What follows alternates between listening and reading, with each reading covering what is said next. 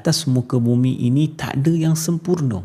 Kalau kita nak cari yang sempurna, maka kita akan tinggal yang terbaik. Kita cari pasangan yang sempurna lah. Mana ada pasangan yang sempurna? Tak ada kesempurnaan di atas muka bumi ini. Tuan-tuan nak cari siapa?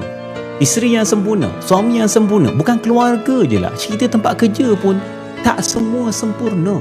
Ada tempat tu, ya Allah, gaji dah bagus, semua dah bagus dah, tapi payah pula nak solat, ustaz. Ada tempat tu semua dah elok dah, gaji pula rendah. Betul? Tak ada kesempurnaan. Kalau kita mencari kesempurnaan di atas muka bumi ini, maka kita akan tinggal sesuatu yang terbaik. Akan tertinggal sesuatu yang terbaik. Tuan-tuan nak cari siapa yang sempurna? Kesempurnaan itu hanya akan sampai ketika mana kita berada dalam syurga. Itu je.